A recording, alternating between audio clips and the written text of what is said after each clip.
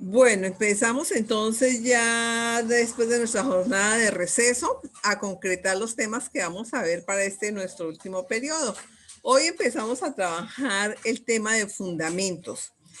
El título de este tema en fundamentos, ¿se alcanza a ver ahí o no se alcanza a ver?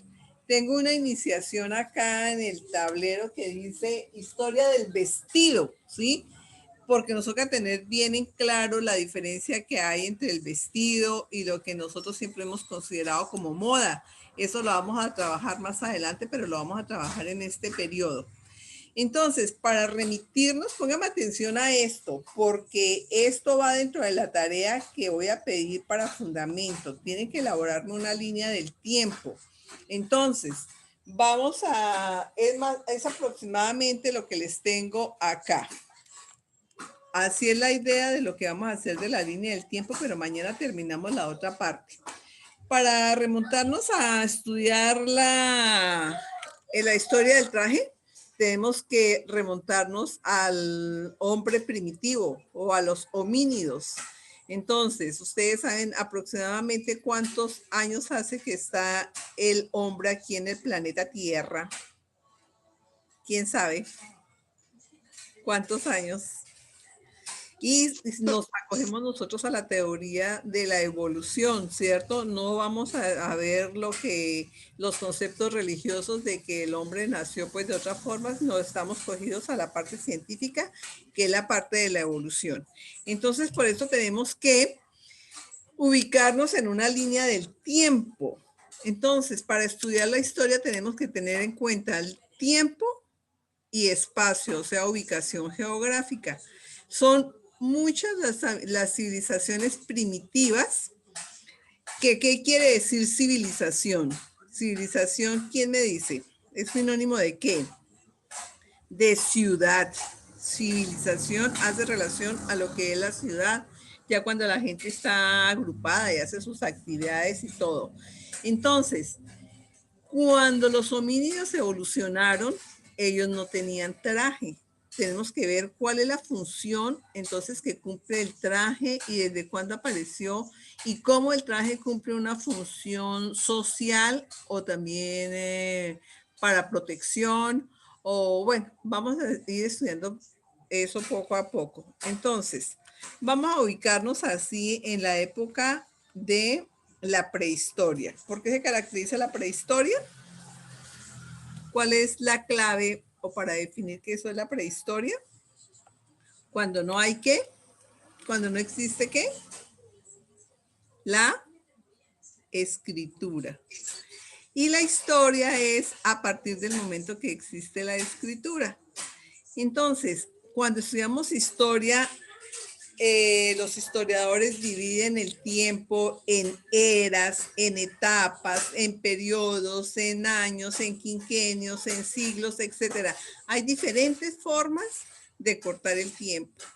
Vamos aquí entonces a ubicarnos en la prehistoria, en una era llamada lo que es la edad de piedra. Ojo, porque así es que voy a pedir la tarea. Ahorita sube esa tarea. Entonces, historia del vestuario, lo que es la edad de piedra. Esa edad de piedra, entonces, la hemos dividido o lo han dividido los historiadores en tres partes, ¿sí? Entonces, esta es la edad y esta es una era, esta es otra era, esta es otra era. La del paleolítico. El homínido que existía en la época del paleolítico está representado por el Australopithecus. Ese hombre todavía no, ese homínido, entonces ya caminaba, ya era bípedo, o sea que caminaba en dos pies. Tenía una medida aproximada de 1,20 m de estatura y pesaba unos 30 kilos. Entonces imagínense que eso era pequeño, pero hasta ahí todavía él no ha inventado lo que es el vestido ni es el traje, porque todavía no ha surgido la necesidad de protección. Este hombre aproximadamente está, hace unos 3 a 4 millones de años existió. los fósiles de este hombre los encontraron en Etiopía en el año de 1960. Los científicos, los arqueólogos que estaban haciendo este estudio, en el momento que encontraron ese fósil, estaban escuchando una canción de los Beatles que se llama Lucy. Entonces a ese fósil lo llamaron Lucy. Y de todas formas ellos son denominados los monos del sur. Esa es la primera parte de un bípedo, el que ya casi va a ser humano. Después viene el mesolítico, que es una transición entre el neo y el mesolítico. Ahí ya es un hombre, un ser más evolucionado y el representativo de él es el neandertal. Ya tenía un cuerpo velludo, ha cambiado la alimentación, ya cazaba, utilizaba utensilios, hacía algo de costura, hacía nudos, hacía redes, ya utilizaba zapatos y tenía conocimiento del fuego, ¿sí? Ahora, cada vez que va evolucionando este homínido, el cerebro también va creciendo. Entonces ya llegamos aquí al neolítico, que es el hombre de Cro-Magnon.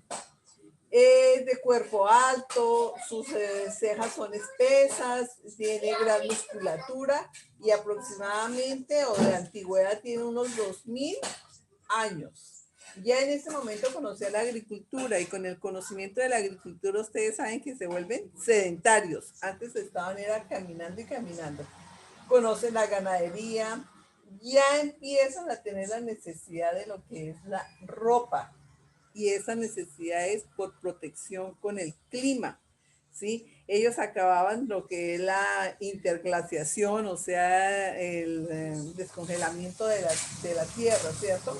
Conocen la ganadería, tienen la necesidad de hacer su ropa, utilizan varios materiales que tienen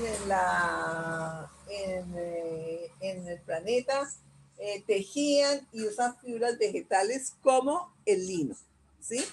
Más o menos hasta ahí es que empieza a surgir la necesidad de lo que es el vestido en lo que es el homínido. Ténganme muy en cuenta esta clasificación porque ya les voy a pedir una tarea relacionada con esta línea del tiempo. Está muy cortica, pero mañana vamos a seguir con la otra. Sin embargo, para afianzar este conocimiento, vamos entonces a ver un video. Entonces, pónganme la atención a este video, por favor, y van tomando datos de ahí. Sin embargo, está en su Classroom, están en su Classroom y para llenar la línea del tiempo que vamos a hacer, que les voy a solicitar. Entonces, pónganme mucha atención a esto. No dura más de 5 minutos, creo.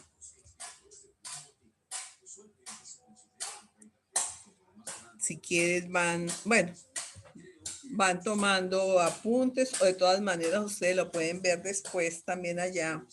Yo no me fijé cómo era.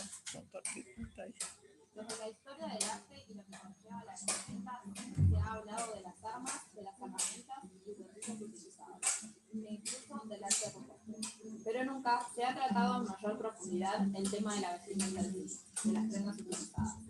Algo relevante e indicativo del desarrollo intelectual y cultural de la especie.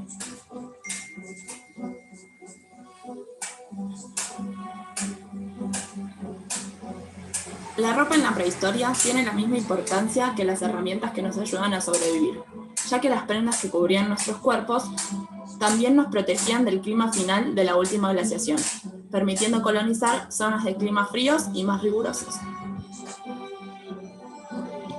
Por eso, y porque es un indicativo del desarrollo social, no hay que infravalorar el papel de la ropa y su evolución. Las pinturas rupestres evolucionaron y primeramente se dibujaban animales como modo de representar el entorno, pero más tarde pasaron a dibujarse personas corriendo o cazando. Pinturas en las que el hombre ya se veía a sí mismo como el centro de su mundo. Ya tenía una idea de sí mismo y representaba su imagen sobre las paredes de refugios y cuevas. Con las ropas utilizadas también pasó lo mismo. Primeramente tendrían un papel básicamente práctico. Cubrían el cuerpo de las inclemencias del tiempo. Pero luego su función se desarrolló y tomó matices más complejos, decorativos e informativos de las personas y de la imagen, el estatus social que se quería transmitir.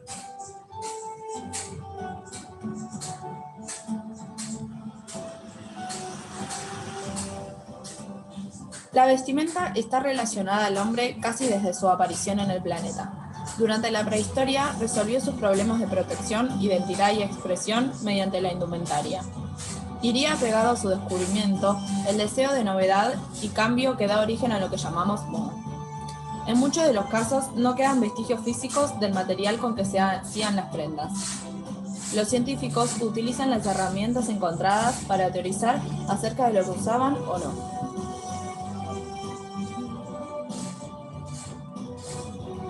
La edad de piedra se divide en tres etapas: paleolítico, mesolítico y neolítico. Se considera que a inicios del paleolítico, el Australopithecus y el Homo erectus no usaban ropa. Es hasta mediados de este que se utilizan pieles curtidas primitivamente para envolver al cuerpo.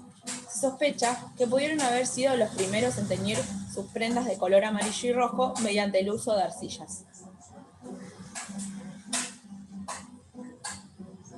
Los neandertales pudieron ser los primeros en ocupar zapatos para resguardarse de las bajas temperaturas.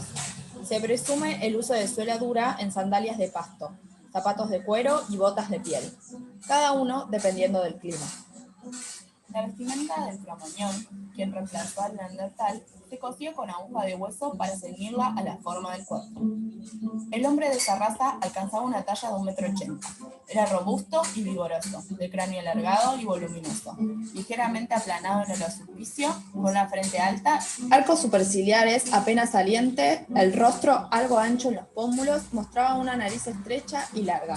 La mandíbula inferior tenía un mentón bastante pronunciado. Los hombres y las mujeres de esa raza, que vivieron durante el periodo del Paleolítico, cubrían el cuerpo con pieles a manera de taparrabos, que sujetaban con tiras de cuero crudo. Se adornaban con collares hechos con las uñas y los dientes de los animales que cazaban para su sustento, así como también de caracolillos que enhebraban en finas tiras de cuero. Es posible afirmar que conocían el fuego, el cual era conservado ritualmente. Ante el avance de los glaciares, el hombre tuvo que refugiarse en las cavernas naturales para poder soportar los crueles fríos que sobrevinieron. Comenzó a utilizar nuevos elementos para la confección de las ropas de abrigo que se vio forzado a vestir. Con astillas pulidas de hueso, creó la aguja y cosió sus prendas con las que llegó a cubrir enteramente su cuerpo. También empleó el marfil, que tallaba dándole formas diversas, y comenzó a decorar el interior de las cavernas que lo cobijaban con figuras de animales primorosamente dibujados y pintados. La vida en sociedad y el trabajo en colaboración lograron un relativo refinamiento, pues ya por entonces las mujeres se adornaban con pulseras y se pintaban el rostro, lo cual puso de relieve un naciente bienestar y seguridad con relación a la supervivencia. Además, como ejemplo de su incipiente artesanía, nos dejó valiosas muestras de una alfarería preciosamente decorada. Aunque durante el Mesolítico, gracias al mejoramiento de las condiciones climáticas, se desarrollaron las habilidades de costura y anudado de redes. El vestido sigue muy similar y no hay prueba de elaboración o uso de telas. Más tarde, en el Neolítico, la agricultura y ganadería ofreció nuevos materiales para nuevas prendas. La complejidad de las sociedades aumentó y la ropa fue un rasgo significativo. La mayor cantidad de materiales fue una gran ventaja que permitió practicar y experimentar con nuevas telas y diferentes vestimentas. Además, se tejen fibras vegetales para formar telas como el lino, que se utilizaban como aislantes del frío y la humedad.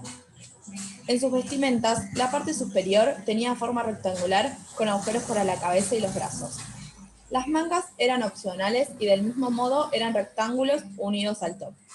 Los pantalones como tal no se habían inventado. Utilizaban un taparrabos que consistía en un retazo que cubre la entrepierna y se ajusta por delante y por detrás con un cinturón. En los últimos años, la televisión y el cine utilizaron las características propias de la prehistoria para crear nuevos contenidos. Si bien en ellos encontramos lógicamente varios errores o adaptaciones, sobresale la idea de representar y comunicar la cotidianidad de aquellos tiempos. Por ejemplo, Los Picapiedras, La Era del Hielo y Tierra de Osos.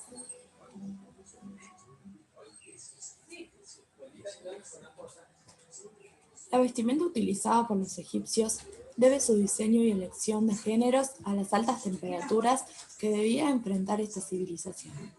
Así, expandida a orillas del río Nilo, la moda y sus usos estuvo a expensas del clima.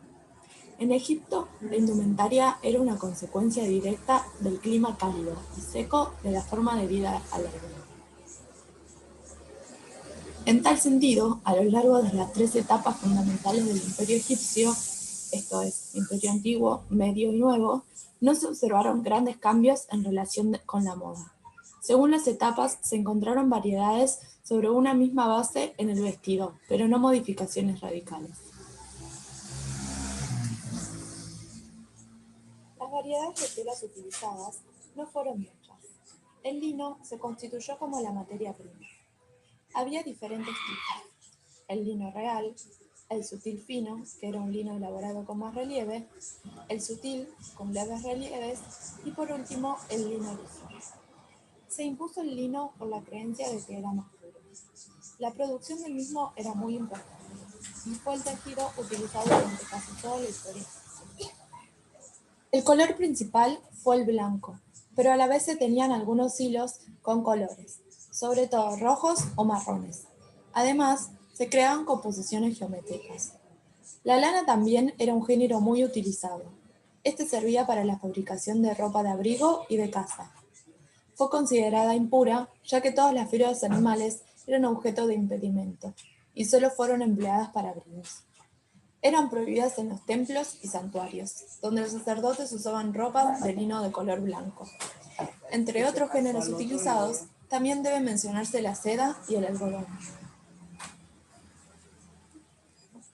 En el Imperio Antiguo, los hombres utilizaban una especie de falda llamada faldellín, que se hacía con una tela cuyos extremos se anudaban hacia atrás a la altura de la cadera. El largo se extendía hasta las rodillas. El faldellín se llevaba al cuerpo, característica que lo diferenciaba de la ropa del trabajo o del campesinado, que era más suelta. Los campesinos, los trabajadores y las personas de condición modesta solían ir con un taparrabos, y si se vestían, llevaban solo el yentí. Consistía en una especie de faldilla que se arrollaba a la cintura y se apretaba con un cinturón de cuero. Hacia 1425 comenzó a usarse una túnica ligera o camisa sin mangas, así como una especie de blusa plisada. Los trabajadores o bien iban desnudos o bien llevaban un ligero paño de lino a modo de slip. Entre la gente de alta posición se adornaba la pieza con bordados y se colocaba sobre un calzón o túnica. Encima del yentí llevaban las personas de distensión una especie de falda, corta, formando menudos pliegues, que para salir de casa se cambiaban por una túnica con mangas o sin ellas, ambas de fina textura. El vestuario real es parecido al del resto del pueblo, aunque se utilizaban símbolos distintivos como el cetro y la corona egipcia. La vestimenta femenina también consistía en un trozo de género.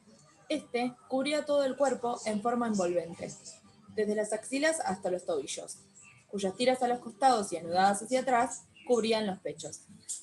En el Imperio Medio, la vestimenta femenina más sensual y sugerente, los pechos iban directamente al descubierto. Durante el Imperio Nuevo, la vestimenta ajustada al cuerpo de la mujer deviene en ropa interior. Surgen las túnicas anudadas, superpuestas sobre el lino semitransparente con pliegues y diferentes colores. El vestido femenino se mantuvo igual durante varios milenios. Las mujeres llevaban la falda larga y con la cintura muy alta, como un vestido largo y ajustado de una pieza, sujeto con 2 tirantes que a veces eran anchos y les arropaban los senos. Cuando los géneros comenzaron a trabajarse más, se añadió el color rojo y marrón, con los que se hacían figuras geométricas que servían como ornamento para cuellos y mangas. Tanto esclavos como trabajadores de las castas más bajas usaban apenas un taparrabos de lino a modo de slip o iban desnudos.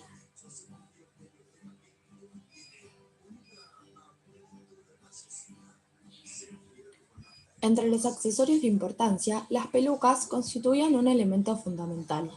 Era un ornamento más y en ocasiones elemento de seducción. Las había lacias, trenzadas y rizadas para las mujeres, cuya finalidad era erótica. Si bien al comienzo del imperio se las hallará cortas, hacia el imperio nuevo se usan más largas. Para cubrir la cabeza, ambos sexos usaban una cabellera postiza y los hombres un tocado particular, el clap, que se formaba con un tejido cuadrado hecho con una tela de rayas, ajustado a la frente y con caída a los dos lados. La costumbre egipcia, tanto para hombres como para mujeres, era depilarse el cuerpo completo, incluyendo la cabeza.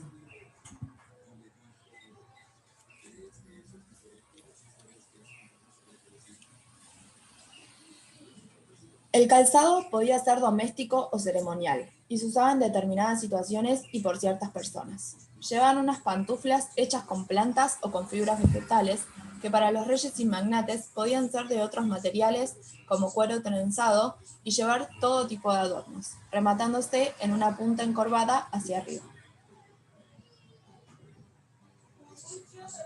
Las joyas eran grandes y pesadas, lo que parece indicar una influencia asiática. Los brazaletes eran también grandes. Las piedras más empleadas eran la cornalina y la turquesa, y los metales, cobre, plata y oro, que eran mucho más abundantes. Una creación especial de Egipto fue una especie de adorno realizado con un conjunto de discos de metal que se llevaba directamente sobre la piel o sobre una camisa de manga corta y se ataba en la espalda. Tanto los hombres como las mujeres de alto rango llevaban el collar llamado usek. Ya. De ayer quedaron 14.000 pesos. Las mujeres usaban muchos brazaletes en las muñecas, en sus brazos y O en los 13.000 tobillos. pesos. Un signo distintivo era el anillo sellado en el que se grababa el nombre del propietario o fórmulas de buenos augurios. El uso de maquillaje siempre estuvo bien considerado. La belleza para los antiguos egipcios era sinónimo de bueno, de hermoso, de armonioso y sobre todo de perfecto. Los polvos fueron utilizados para blancharse la piel de la cara, utilizando dos tipos de máscara para los ojos, una negra para dibujar el contorno y acentuar su forma de almendra, y otra verde para las pestañas y las cejas. Los egipcios fueron las personas de la antigüedad que practicaron más el arte de maquillarse. Ningún otro pueblo lo ha usado tanto. Al igual que con la era prehistórica, los medios audiovisuales se apropiaron de las características egipcias para realizar producciones de todo tipo. Así es como actualmente podemos encontrarla tanto en la televisión con modelos de nivel internacional, Moisés y los 10 mandamientos, hasta en el cine con películas animadas de Disney, El Rey de Egipto, o como también films protagonizados por reconocidas estrellas de Hollywood, La Momia. ¿Qué hacemos? Sí, no, ya. Entonces sí.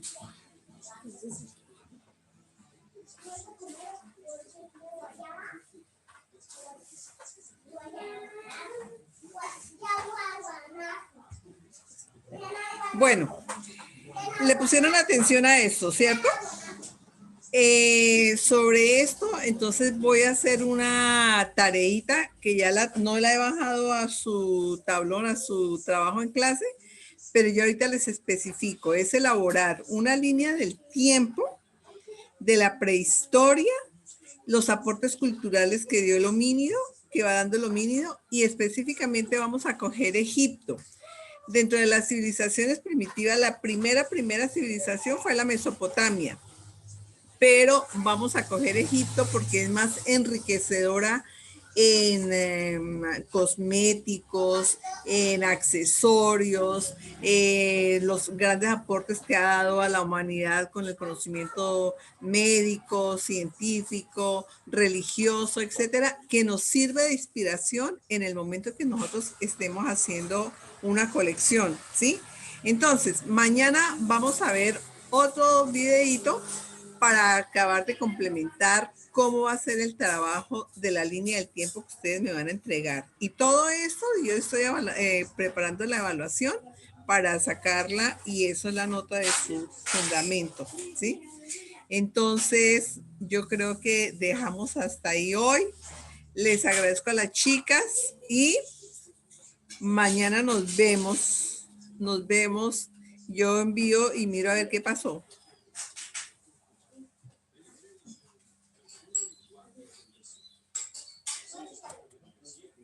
Entonces, nos vemos mañana porque se acabó el tiempo, ¿sí o qué?